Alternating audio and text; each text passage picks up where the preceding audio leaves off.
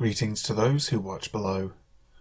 Before we start with today's stories, just want to give a big shout out to Lisa Watts, Lefty Kim and Ghost City Shelton for being those who dwell below, an exclusive members only part of the channel, which gives you shout outs at the start of every video. Also, if you would like more creepy in your life, make sure to check out the creepypasta.com YouTube channel.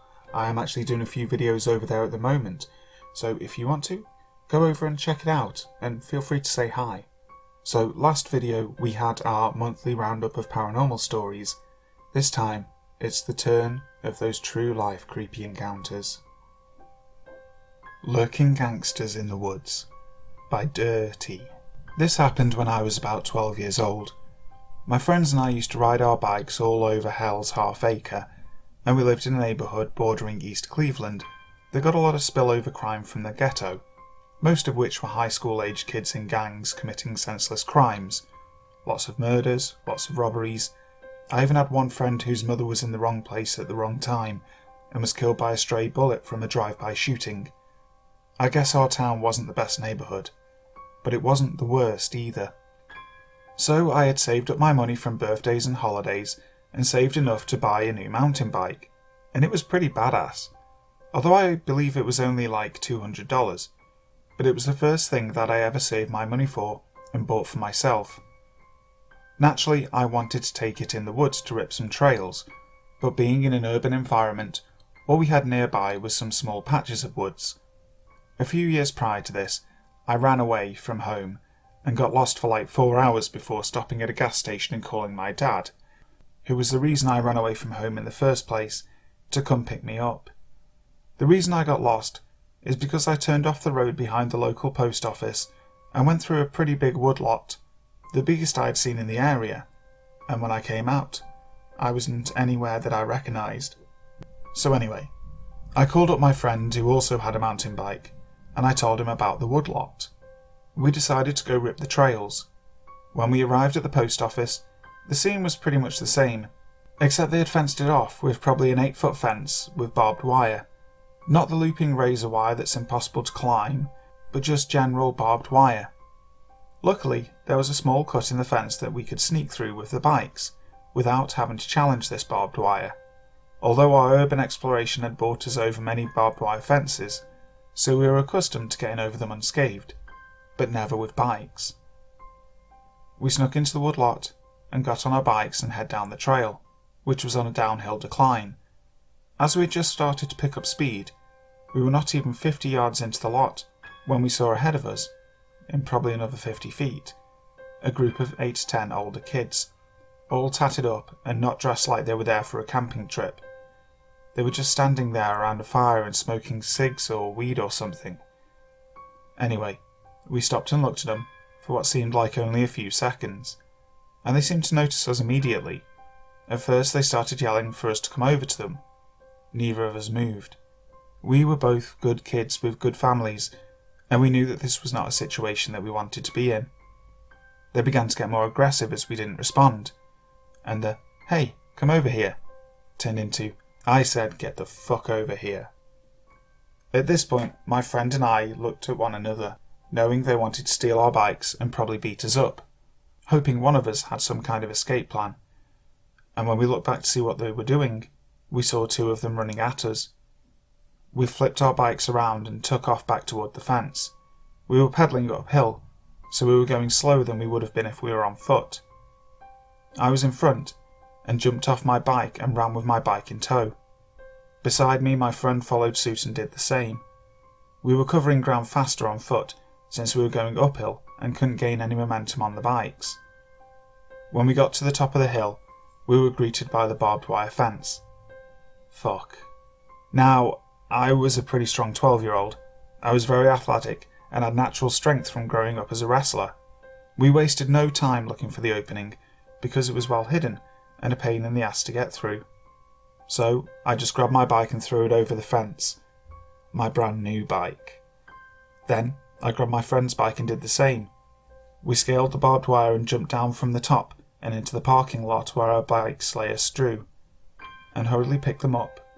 Scaling the barbed wire had bought us some time, because the 2 guys behind us were holding the fence open for each other, and one guy got his shirt snagged. We took off as fast as we could, and now we're on smooth pavement and a flat landscape. There's no way we were getting caught by someone on foot. We sped off a mile or so down the road and stopped at the gas station, scared shitless and gasping for breath. We looked back and saw nobody. We'd escaped. Or so we thought. As we sat there in the parking lot of the gas station recapping what had just taken place, we were getting ready to ride away when our worst nightmare unfolded. An old body-style Grand Marquis pulled up, and in it were 4 of the 8 or 10 guys. I'm not certain where the others were, but 2 of them were unmistakably the guys chasing us in the woods, and the others were probably down in the woods, but I didn't recognise them. My relief of escape turned to terror as the car pulled in and one of the guys jumped out. "Hey, motherfuckers!" We didn't wait around to hear the rest. We hit skates and were cutting away on our bikes before they could respond, pedalling as fast as our legs would take us. They got in the car and followed us through the neighbourhood as we cut through backyards, threw our bikes over fences, cut across streets, and ran for our lives. We eventually found our way into the backyard of someone a couple of blocks away from my house that lived on a corner and had a large wooden privacy fence, which we hid behind. We could still see through the small cracks between the wooden planks and had a view of the street from 2 different angles. We saw the car pass twice, then nothing. But we didn't want to risk coming out quite yet. What if they were waiting up the street? What if they were waiting down the street? We didn't know what to do. Then, the luckiest thing ever happened. The guy whose yard we were hiding in called the police. We saw the flashing lights through the fence posts and panicked. We thought we were going to be arrested, but the cops weren't concerned with what we were doing as much as they were concerned about who we were hiding from. We recapped the story, and they gave us rides to our houses. It was over. The cops never did find who those guys were or what they wanted. I can only imagine they wanted our bikes, or they just wanted to beat us up for fun, or maybe both. I moved out of that area about 3 years later, and my friend I was with stayed. He's currently serving jail time for gang-related crime. 14 years later, as a 26-year-old, 6 foot, 225-pound guy, I still have frequent nightmares, at least once a month, where I am on foot or on a bike running through my old neighbourhood while being chased by gangsters who want to kill me. This was probably the most terrifying experience of my life.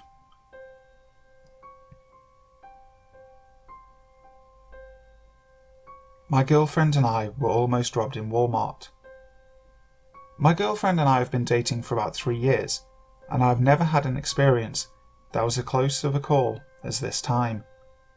We're mostly nocturnal creatures, especially when we used to work the night shift at a factory together. To us, midnight used to be like noon, and we loved going out to the store around this time, because we were usually 2 of 10 people in the place, including staff members. One night a year or so ago, we were doing our usual Saturday night shopping at around midnight, when I got the strangest feeling, not even 5 minutes into our journey. I constantly felt like we were being followed, but every time I would look, there was no one there. I eventually wrote this off as paranoia, and started to have a good time and make an adventure out of our trip. We were finishing up on the non-grocery side of Walmart, taking the long straight away towards the grocery so we can get down to the business of getting food. My girlfriend was telling me about her latest attempts and statistics of her shiny hunting in Pokemon Ultra Sun, when I finally noticed him. I heard a slight clicking noise, and looked back casually, see a man pushing a bicycle alongside him, walking a few steps back. It was brand new, like he pulled it right off the rack. As he walked past and was staring at me, I got a bad feeling. I positioned myself on the other side of my girlfriend, so I was between him and her purse, which raised red flags to her. I told her to keep walking and act natural. A couple of minutes go by, and the man makes this mad dash around a median chip display towards us, and stopped dead when he saw I didn't flinch. Now, I'm not exactly a muscular guy, but I suppose my 6'4" stature made him nervous about what I was capable of, since I was wearing heavy winter clothing. I never broke eye contact, until he turned around and walked back in the direction he was following us from and disappeared. For about 30 minutes we shopped around, wondering if I was just being paranoid still, and we disregarded it as much. That is, until we were checking out. As I finished checking out the groceries and got ready to pay, I saw the same man on the bicycle with the front basket full of food and a woman's purse in his right hand, pedalling as hard as he could.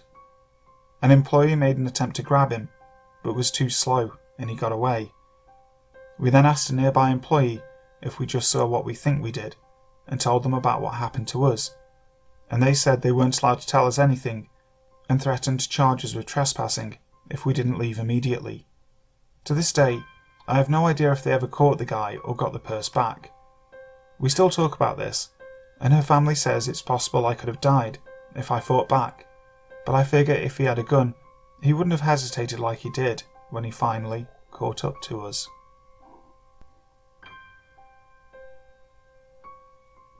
I witnessed a home intruder at 4 a.m. before he entered the home I had just left. By Louis C. 94. A few years ago, I used to help out a family member check cows who were soon to give birth in the winter. I worked the night shift, so I would sleep in the guest room at the farm for a few hours and then go out at 2 a.m. to check the cows, which took a bit, then I'd head home. I used to do this about 3 nights a week. This specific night, I made the rounds and all was fine, so I hopped in my car and left the farm to head home. I was just able to barely pick up speed when I noticed a figure on the road. It's common to see deer, so I kept my brights on and slowed way down. As I got closer, I realised in the middle of the road there's a man. It's winter, but he was only wearing a hoodie. He was alone. No dog, no vehicle parked by, and no other driveways nearby. But I just assumed it was someone who had reason to be out at 4 a.m. in the middle of nowhere, so I drove home and forgot about it. The next day, while having dinner at my sister and brother-in-law's house, my brother-in-law had something to tell us, but waited until their kids went to bed. He told us, "This morning my parents woke up with a man inside their house." My heart dropped. The farmer, who is my brother-in-law's dad, woke up to find a stranger wearing a grey hoodie sitting at his kitchen table. He had walked right through the front door that used to always stay unlocked. Assuming the stranger walked to the farmhouse after I drove by, he would have been in their home, undetected, for almost 3 hours. Thank the Lord the stranger was not there to harm, rather he was confused. He couldn't remember anything about himself or how he got there. It was as if a bad trip had led him to walk out in the middle of winter for miles, with no coat and only one shoe on. Feeling uncomfortable, yet realising the stranger wasn't a threat, the farmer brought him to the nearest gas station in town, where the stranger had a friend come pick him up.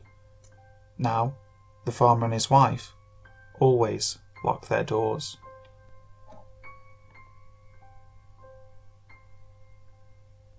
Caravans, Showers and Peeping Toms by Darcy Bain.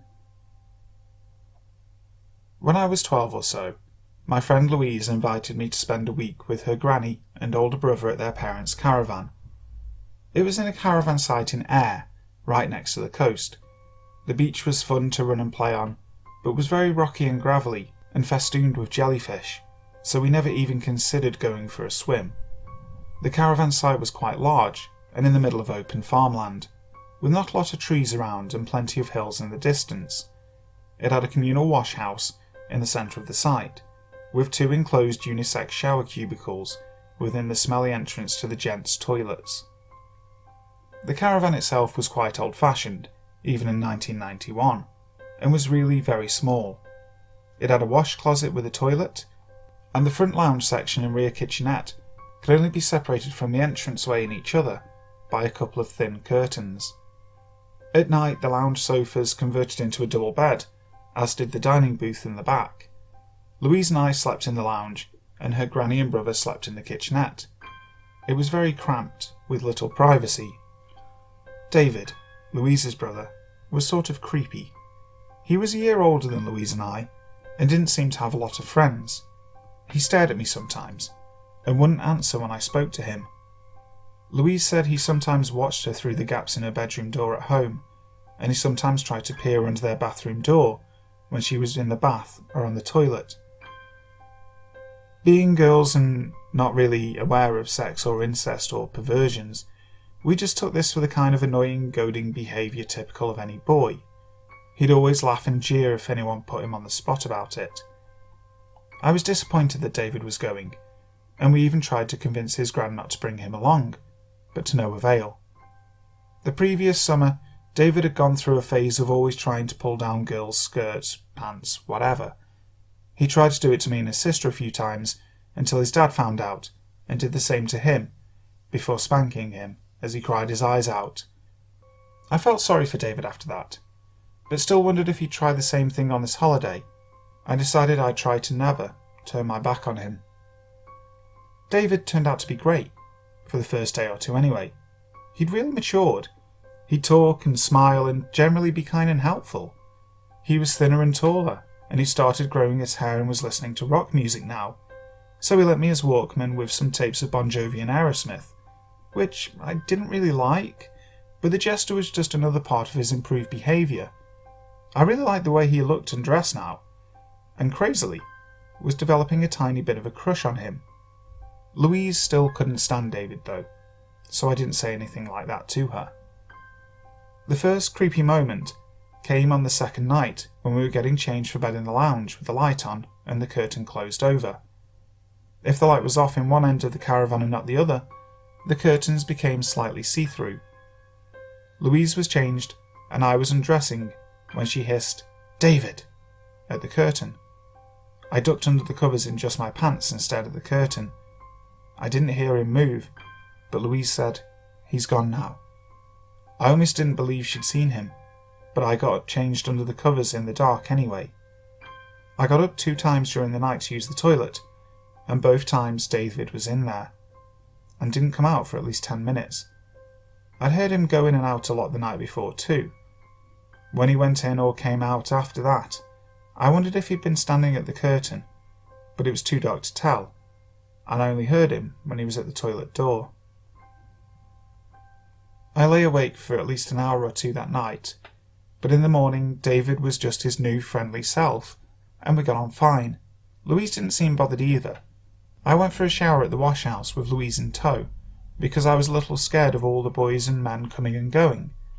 When you locked the door to the cubicle, there was still a gap of a couple of inches at the bottom of the door, and a gap of probably a foot above the door. When you were coming up the steps outside, you could see the feet of whoever was showering. To make matters worse, I found that when the door was closed, there was still a gap of about a centimetre running up the right side of the door. Anyone could stop and peer in if they wanted. To this day, I still don't understand how that was acceptable, especially as there weren't separate shower areas for men and women. But when you're a child, you accept it, because a sensible, responsible adult must have okayed it. I doubt you could get away with building something like that nowadays.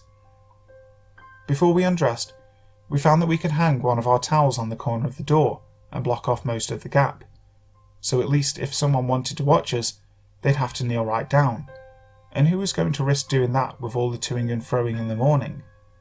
Despite this measure, and despite only whispering so no one passing can tell if we were male or female, twice while we were showering, the towel dropped to the floor. I didn't see anyone stop to look in, but anyone walking by could get a glimpse, and it didn't seem likely the towel could have been dislodged by accident, but someone could have easily poked it down from outside.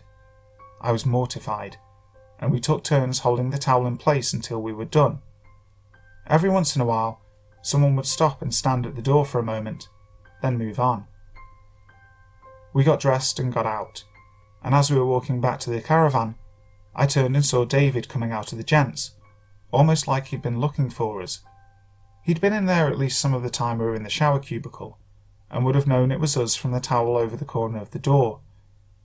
Later, Louise's gran took us to visit their old castle down the road, and David was fine all day. I decided it wasn't him that moved the towel, if it was anyone at all, and I don't think Louise had thought that in the first place anyway. The next night and day went by normally, but the night after that, I woke and was staring at the curtain for a while until my eyes could focus, and I saw David standing there, holding the curtain open a crack, watching me. I closed my eyes again, and pretending I was asleep, I tossed and turned and made noises to scare him into going back to bed. I opened my eyes a little. He was still there, behind the curtain. I could tell he was topless, and the curtain was moving a little. I could hear a repetitive sound, the swishing of fabric. I had no idea what he was doing then, but I'm pretty sure I know now. I turned over and put my back to him and tried to wish him away. I slept on the outside of the bed, and at one point I felt like he was standing right over me, but I never looked. I just pretended I was asleep. I didn't want it to be real. Soon I heard him go into the toilet, and again he didn't come out for a good 10 minutes. The next morning Louise and I had got up and were having breakfast with her gran. I sat up in bed in my pyjamas, sort of daydreaming. I looked up and saw David again standing in the gap in the curtain. He smiled at me and said good morning, and I did something I'll never understand. I smiled back and repeated good morning to him. I don't know why I did that. He didn't deserve my good manners. I wanted a shower, but Louise refused to go with me that morning. I wanted to ask her to keep David away from the cubicles in that case, but didn't. In the cubicle, I hung the towel over the corner again and pushed the plastic chair in the cubicle in front of the lower part of the gap. I kept an eye on the towel as I showered. After a while there was a knock on the door, and an Englishman asked how long I was going to be. He sounded annoyed, and I could see his hairy feet and sandals under the door. I said I'd be a few minutes, but his feet didn't move away. I carried on showering when I heard his voice like it was right next to me. He'd knocked the towel down and was staring at me through the crack in the door. He was almost yelling now, telling me he was in a hurry and asking where my father was. He was going to tell on me for taking too long. He just kept staring and I was frozen to the spot, until another man spoke and he stepped away from the door. The two men were arguing and they stepped outside. I quickly covered up the door. I then heard a woman outside with them, saying shame on you and come back later. Next, she knocked on the door and asked if I was okay. I hesitated, then said I was fine, to which she replied, "How long are you going to be?" Thanks for the sympathy, bitch. Back at the caravan, David was his normal nice self, but I spent the rest of the holiday being cold with him, and tried to swap sides in the bed with Louise, but she refused. I kept the covers right over my head for the next few nights. Louise and I fought a lot after that, and I took to wandering the beach on my own. David followed me once, and while I fully expected him to do something creepy, nothing happened. He told me endlessly about what albums he owned or was going to get for his birthday, and said that I could borrow any of them, but I never did. I seldom went to Louise's house after the holiday in any case, and we eventually drifted apart in secondary school. The last time I saw David was in maybe the late 90s. He was working as a barman and looked fine, happy, healthy, and delighted to see me. He invited me to a gig with him, Louise, and their friends, but I declined and made some terrible, obvious excuse. I could tell he saw through it, and that he was maybe a little hurt. To this day, it still makes me feel a little bad that I couldn't look past that creepy, hormonal, 13-year-old boy I once knew. Thank you so much for listening to today's stories. If you enjoyed them, make sure to like, share, comment and subscribe to the channel. If you do subscribe, hit the notification bell. That way you'll know when the next video comes out. So, until next time, sleep tight.